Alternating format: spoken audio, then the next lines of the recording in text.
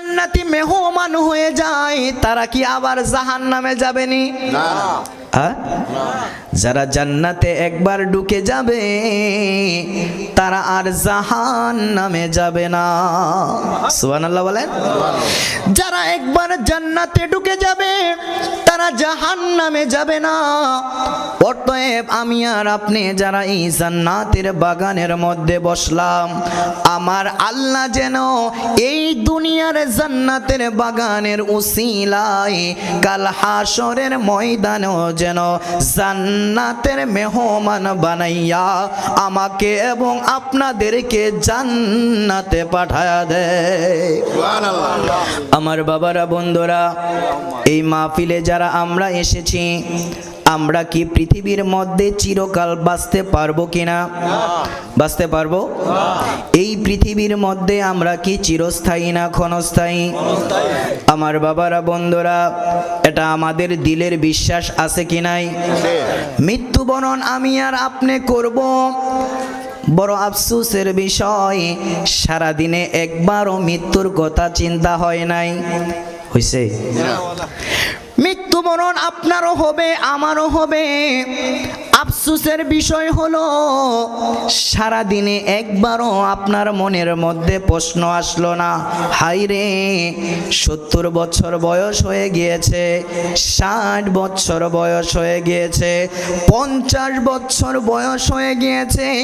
আমার আল্লাহ তো কুরআনুল কারীমের মধ্যে ঘোষণা করেছেন, কুল্লু নাফসিন যায়িকাতুল মাউত।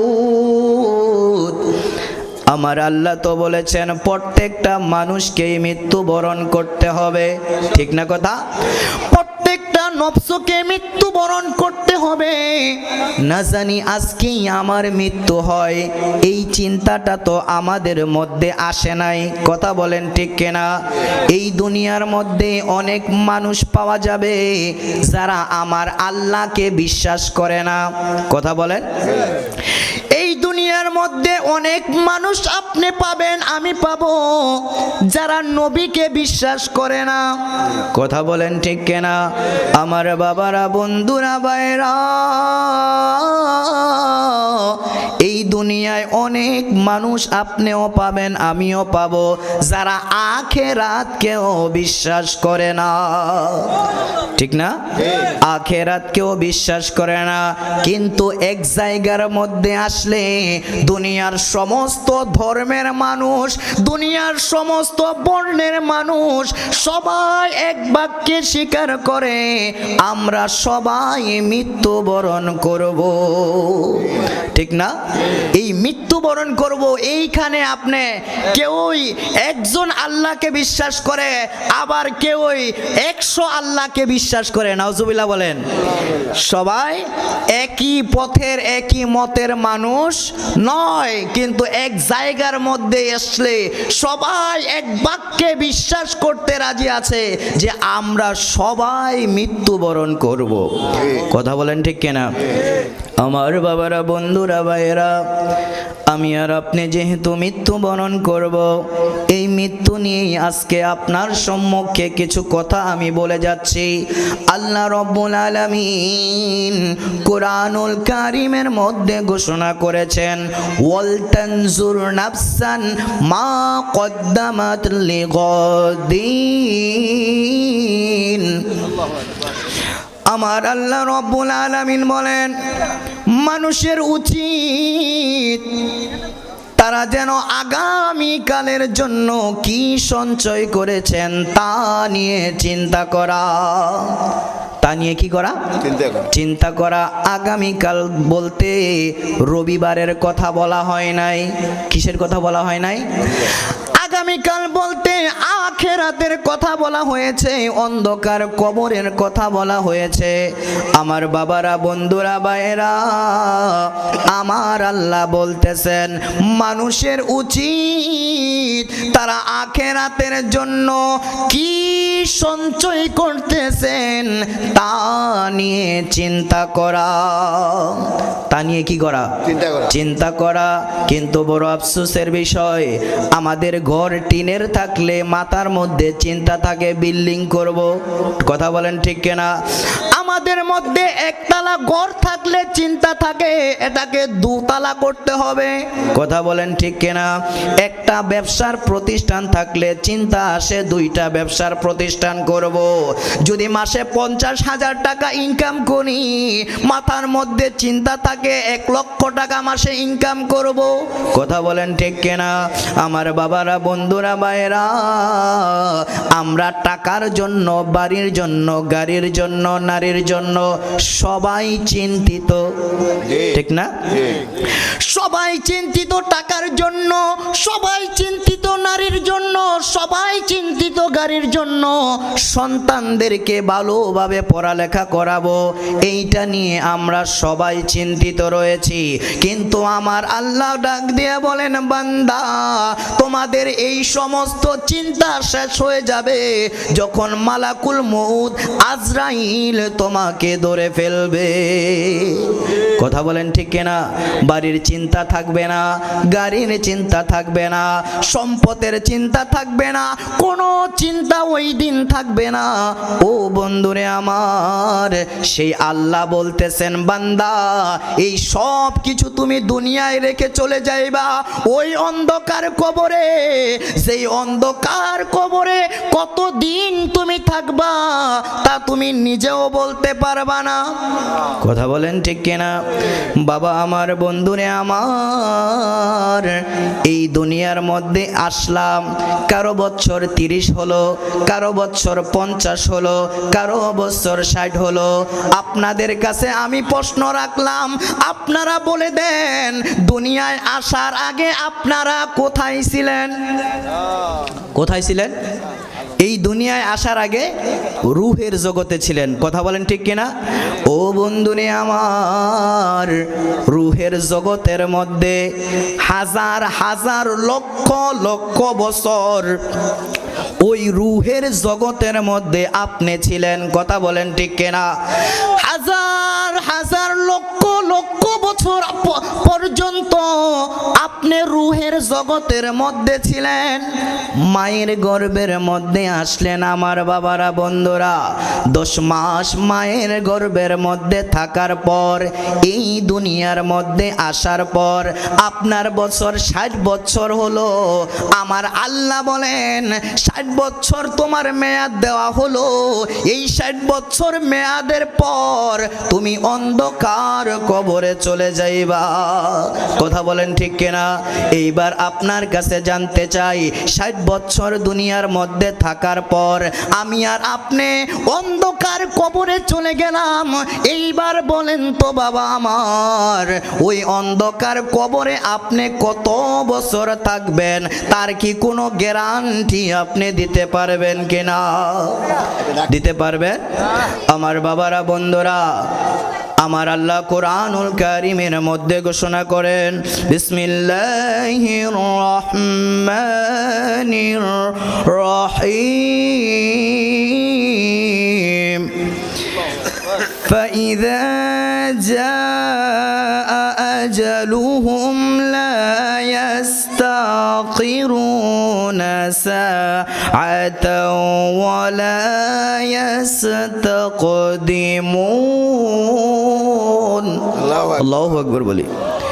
আমার বাবারা, বন্ধুরা, ভাইরা,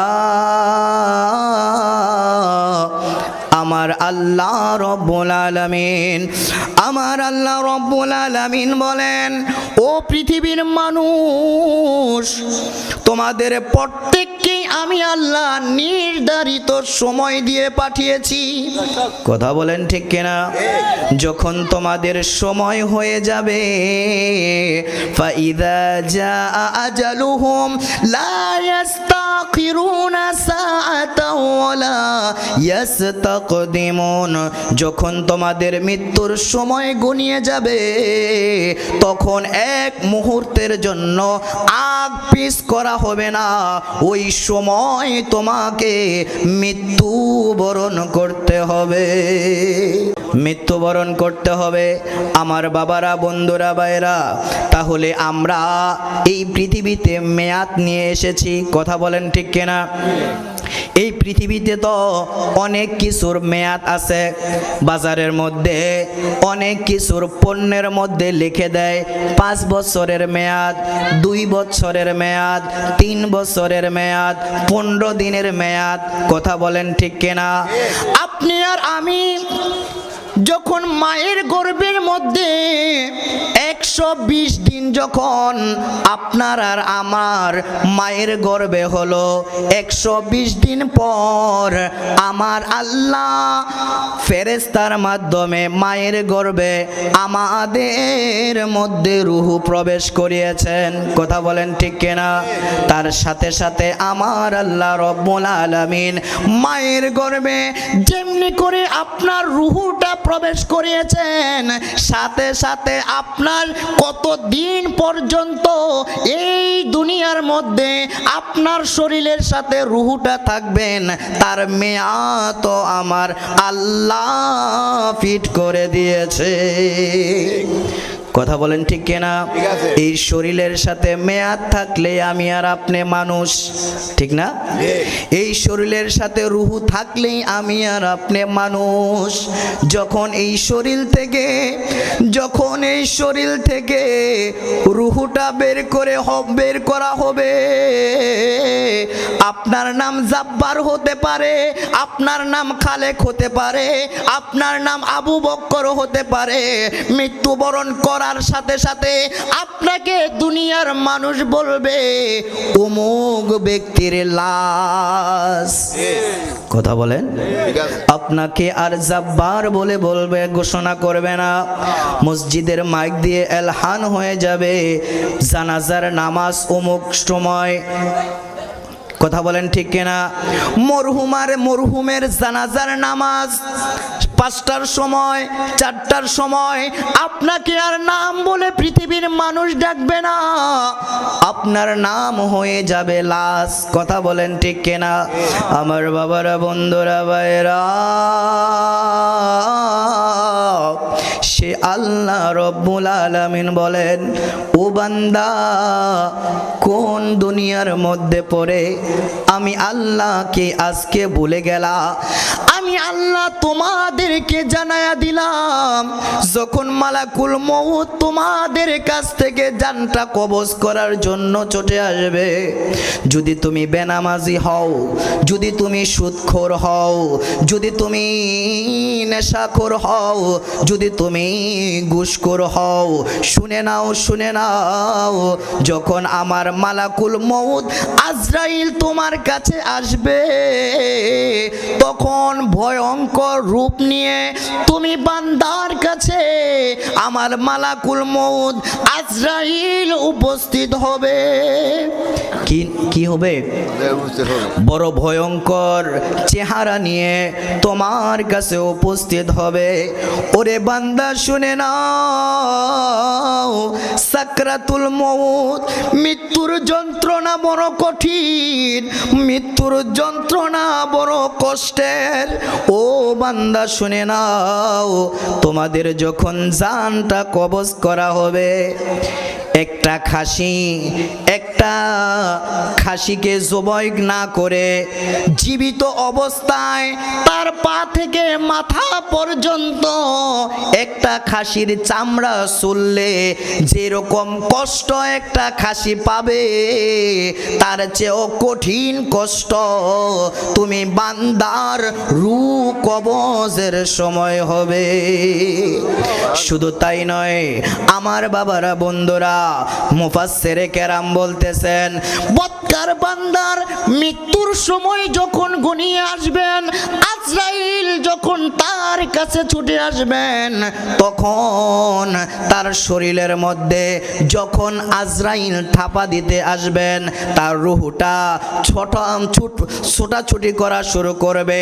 একবার মাথার দিকে ছুটে যাবে, একবার পায়ের দিকে চলে যাবে, একবার লুকাইতে থাকবে, একবার নখের তলদেশে চলে যাবে। এমনি করে যখন ছুটাছুটি করবে, তখন আজরাইল, আমরা বসি দিয়ে যেমনি করে মাছ ধরি, কি দিয়ে মাছ ধরি? বসির আল কি সোজা থাকে না বেঁকা থাকে? আমার বাবারা, বন্ধুরা, ভাইরা, মুফাসসিরে কেরাম বলতেছেন বদকার বান্দার সারা শরীরের মধ্যে ওই বসি দিয়ে চামড়ার প্রতিটা অংশ টান দিলে যেমনি করে কষ্ট হবে, তার চেয়ে বড় কঠিন কষ্ট ওই বদকার বান্দার যখন জান কবজ করা হবে। এত কষ্ট বদকার বান্দা পাবে। আমার বাবারা, বন্ধুরা, ভাইয়েরা, এইবার জান যখন তার কবজ করা হবে, কবজ করার পর এইবার ফেরেশতারা যখন তাকে তার রূহটাকে আসমানের দিকে নিয়ে যাওয়া হবে, প্রথম আসমানের কাছে যখন তার রূহটা নেওয়া হবে, তখন আমার আল্লাহ ডাক দিয়ে বলবেন, ও মালাইকা ফেরেশতা, তোমরা কোথায় তার রূহটা নিয়ে আসো। তার রূহটা আসমানের উপরে আনতে হবে না, তার একটা জায়গা রয়েছে, যেই জায়গাটা নাম হলো সিজ্জিন। কি জায়গা? সিজ্জিন নামক জায়গার মধ্যে তার এই রূহটা নিয়ে যাও। এইবার তার রূহটা সিজ্জিন নামক জায়গার মধ্যে নেবার পর আমার বাবারা, বন্ধুরা, ভাইরা, যখন সিজ্জিন নামক জেলখানার মধ্যে তার রূহটা রাখা হবে, রূহটা রাখার পর এইবার মালাইকা ফেরেশতাদেরকে ঘোষণা করবে, কবরের মধ্যে তার রূহটা আবার ফেরত দিয়ে দাও। ফেরত দেবার পর দুইজন ফেরেশতা উপস্থিত হবে। কয়জন ফেরেশতা? দুইজন ফেরেশতা উপস্থিত হবে। এই দুইজন ফেরেশতার নাম হলো মুনকার এবং নাকির। কথা বলেন ঠিক কিনা? আমার বাবারা, বন্ধুরা, ভাইরা, কবর ডাক দিয়ে বলেন, আনা বাইতুন ওয়াহদা, আমি কবর একাকিত্বের ঘর। কথা বলেন ঠিক কিনা? এই কবরে প্রাণের স্ত্রীও যাবে না। যাবে? যেই সন্তানের জন্য আপনার সারা জীবনের শ্রম দিয়ে সন্তানকে লালন পালন করেছেন, সেই সন্তানও ওই অন্ধকার কবরে যাবে না। কথা বলেন ঠিক কিনা? আমার বাবারা, বন্ধুরা, ভাইয়েরা, কবর ডাক দিয়ে বলেন, আনা বাইতুল ওয়াহদা, ওরে জগতের মানুষ, আমি কবর তোমাদেরকে জানিয়ে দেই, আমি একাকিত্বের ঘর। আমার কাছে, আমার ঘরের মধ্যে তোমাকে একা থাকতে হবে। কথা বলেন ঠিক কিনা? আনা বাইতুল গুরবা, কবর ডাক দিয়ে বলতেছেন, আমি অপরিচিত ঘর। কথা বলেন ঠিক কিনা? যেই ঘরের মধ্যে জীবিত মানুষ কোনোদিন থাকে নাই। থাকছে? কবরের মধ্যে কি কোনো জীবিত মানুষ থাকে কিনা? থাকে? আমার বাবারা, বন্ধুরা, ভাইয়েরা, কবর ডাক দিয়ে বলেন, আনা বাইতুল গুরবা, আমি অপরিচিত ঘর। ওরে বান্দা, আমার কাছে যখন আসবি, হিসাব নিকাশ করে, চিন্তা করে তোমাকে আসতে হবে। কথা বলেন ঠিক কিনা? কবর ডাক দিয়ে বলেন, আনা বাইতুন তুর, আমি কবর পোকামাকড়ের ঘর। কিসের ঘর? কবরের মধ্যে পোকামাকড় থাকবেন। আমার বাবারা, বন্ধুরা, এই কবর ডাক দিয়ে বলেন বাইতুন, আমার এই কবর ডাকতে বলতেছেন, আনা বাইতুন তুরব, আমি হলাম মাটির ঘর। কথা বলেন ঠিক কিনা? এই ঘরের মধ্যে নাই জ্বালানা, আছে কিনা? আপনাদের দেশে কি কবরের মধ্যে জ্বালানা ফিট থাকে কিনা? থাকে? এই কবর ডাক দিয়ে বলেন, ও পৃথিবীর মানুষ, শুনে নাও, আমি কবর হলাম এমন এক ঘর, যেই ঘরের মধ্যে জ্বালানা পাইবে না, যেই ঘরের মধ্যে দরজা থাকবে না, যেই ঘরের মধ্যে বিছানা থাকবে না, বন্ধু বান্ধব থাকবে না, এই কবরের মধ্যে তোমাকে আসতে হবে। কথা বলেন ঠিক কিনা? তাই আমার আল্লাহ বলেন, ওয়াল তানজুর নাফসান মা কদ্দামাত লিগাদিন, মানুষের উচিত পরকালের জন্য সে কি সঞ্চয় করতেছে আছেন তা নিয়ে চিন্তা করা। কথা বলেন ঠিক কিনা? আমার বাবারা, বন্ধুরা, ভাইয়েরা, আল্লাহর রাসূল সাহাবীদের এমন মজলিসের মধ্যে এই কবরের বর্ণনা দিতেছিলেন। আবু বকর রাদিয়াল্লাহু তাআলা আনহু এই মজলিসের মধ্যে উপস্থিত ছিলেন। ওমর ফারুক রাদিয়াল্লাহু তাআলা আনহু এই মজলিসের মধ্যে উপস্থিত ছিলেন। আমার আল্লাহর রাসূল বর্ণনা করেন, সাহাবী রে, আমার সাহাবী শুনে নাও, সাহাবী শুনে নাও, অন্ধকার কবরের আযাব বড়ই কঠিনতম আযাব হবে। কি হবে? বড় কঠিন আযাব হবে। মুনকার নাকির দুইজন ফেরেশতা কবরে উপস্থিত হবে, যারা তোমাদেরকে প্রশ্ন করবে তিনটা। কয়টা? মুনকার নাকির ফেরেশতা তোমাদেরকে তিনটা প্রশ্ন করবে। ও আমার সাহাবী শুনে নাও, যারা এই তিনটা প্রশ্নের উত্তর দিতে পারবে না, যারা এই তিনটা প্রশ্নের উত্তর দিতে পারবে না, আমার আল্লাহ ওই প্রশ্ন যারা দিতে পারবে না তাদের জন্য আমার আল্লাহ কবরের মধ্যে আযাব নির্ধারণ করে রেখেছেন। কথা বলেন ঠিক কিনা? বন্ধুরে আমার, বাবাজিরা রে আমার, কবরের আযাবের বর্ণনা দিতে গিয়ে আল্লাহর রাসূল বলেন, যখন তারা কবরের মধ্যে তিনটা প্রশ্নের উত্তর সঠিকভাবে দিতে পারবে না, আমার আল্লাহ বলবেন, ও ফেরেশতারা, তোমরা জাহান্নামের গেটটা খুলে দাও। কিসের গেট? জাহান্নামের গেট। তোমরা জাহান্নামের গেটটা খুলে দাও। জাহান্নামের গেট যখন খুলে দেওয়া হবে, আমার বাবারা, বন্ধুরা, জাহান্নাম থেকে জাহান্নামের আগুনের তাপগুলো কবরের দিকে আসতে থাকবেন। কথা বলেন। জাহান্নামের আগুনের ওই তাপ যখন কবরের দিকে আসতে থাকবেন, আমার আল্লাহ তাআলা বলেন, ও আযাবের ফেরেশতারা, তোমরা কবরের মধ্যে উপস্থিত হয়ে যাও। কবরের মধ্যে উপস্থিত হয়ে গিয়ে আমার এই নাফরমান বান্দা যারা পৃথিবীর মধ্যে আমি আল্লাহর নাজ নিয়ামত খাবার পর, আমি আল্লাহর সমস্ত নিয়ামত উপভোগ করার পর আজকে আমি আল্লাহর পরিচয় দিতে পারে নাই, আমার দ্বীনের পরিচয় দিতে পারে নাই, আমার রাসূলকে চিনতে পারে নাই, এই ব্যক্তির জন্য জাহান্নামের যত প্রকার আযাব রয়েছেন সমস্ত আযাব এই কবরের মধ্যে তাকে দিয়ে দাও। আমার বাবারা, বন্ধুরা, জাহান্নামের আযাব কি আমি আর আপনি সহ্য করতে পারবো কিনা? পারবেন? দুনিয়ার আগুন ধরতে পারি? বাবা আমার, বন্ধুরে আমার, সাহাবীদের মজলিসের মধ্যে যখন এই জাহান্নামের বর্ণনাগুলো, কবরের আযাবের বর্ণনাগুলো আল্লাহর রাসূল দিতে লাগলেন, আবু বকর রাদিয়াল্লাহু তাআলা আনহু একবার আসমানের দিকে তাকায় আর একবার জমিনের দিকে তাকায়। আবু বকর রাদিয়াল্লাহু তাআলা আনহু যখন আসমানের দিকে তাকায়, তার আবার জমিনের দিকে তাকায়, তার গাল বেয়ে চোখ জোরে পানি জলমল করে পানি পড়তে লাগলেন। ওমর ফারুক রাদিয়াল্লাহু তাআলা আনহু এই জাহান্নামের কবরের আযাবের সংবাদ যখন আল্লাহর রাসূলের জবান দিয়ে শুনলেন, তিনি আর ওই মজলিসে না বসে দৌড় দিয়ে অন্ধকার কবরের দিকে চলে গেলেন।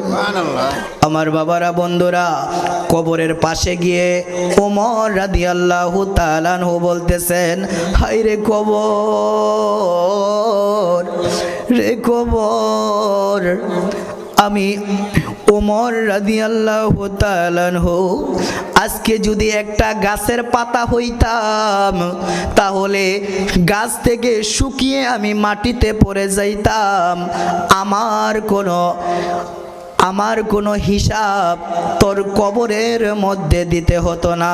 কথা বলেন ঠিক কিনা? ওমর রাদিয়াল্লাহু তাআলা আনহু বলতেছেন, আজকে আমি যদি একটা গাছের পাতা হতাম, ওই গাছের পাতা হলে আমাকে মানুষ চুলার মধ্যে দিয়ে আগুন দিয়ে পুড়িয়ে ফেলতো, আখিরাতে আমার কোনো জবাবদিহি দিতে হতো না। হায়রে কবর, আজকে আমি ওমর মানুষ হওয়ার কারণে তোর ঘরের মধ্যে আমাকে একা থাকতে হবে। কথা বলেন ঠিক কিনা?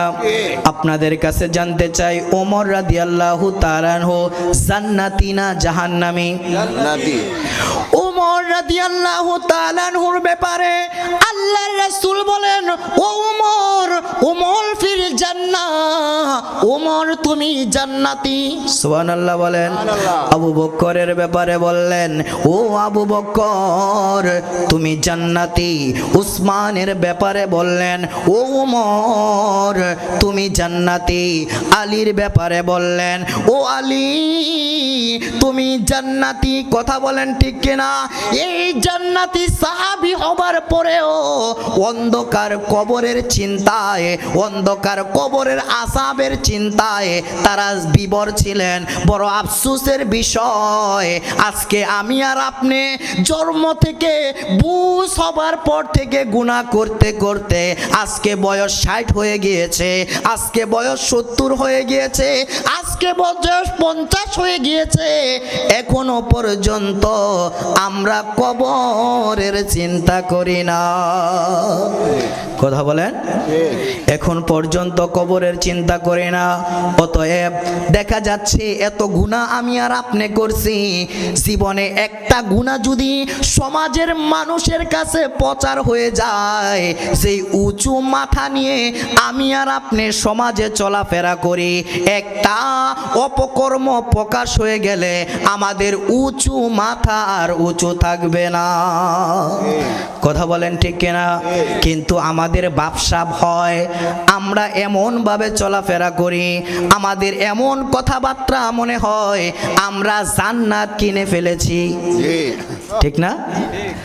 ওমর রাদিয়াল্লাহু তাআলা আনহু, আবু বকর রাদিয়াল্লাহু তাআলা আনহুর মতো সাহাবী কবরের জন্য, কবরের আযাবের জন্য পেরেশানি ছিলেন। আজকে আমি আর আপনি গুনার পাহাড় মাথায় নেবার পর কবরের চিন্তা আসে না, মনে করি মৃত্যুবরণ করব, সাথে সাথে আমার জন্য আপনার জন্য জান্নাত রেডি রয়েছে, এরকম চিন্তা আপনার মধ্যে আমার মধ্যে রয়েছে। তারপরও অথচ আমি আর আপনি দুনিয়ায় বড় ধরনের সুদখোর। ঠিক না? বাপসাপ এমন যে মরলেই কবরে জান্নাত। ঠিক না? পৃথিবীর মধ্যে বড় ধরনের সুদখোর, বড় ধরনের ঘুষখোর, বড় ধরনের সেনাখোর আমি আর আপনি, মানুষের টাকা আত্মসাৎ করে নেওয়ালা ব্যক্তি। আমাদের চিন্তা হলো আমরা এত কিছু করার পর চিন্তা করি মসজিদে 500 টাকা দান করলাম, 10 বস্তা সিমেন্ট দান করলাম, 1 লক্ষ টাকা দান করলাম, এই টাকার বিনিময়ে কিছু নামাজ রোজার বিনিময়ে হয়তোবা মরলেই জান্নাত। ঠিক না? বড় আফসোসের বিষয় আমার বাবারা, বন্ধুরা, আমি আপনাদের কাছে বলতে চাই, নারে তাকবীর, নারে রিসালাত।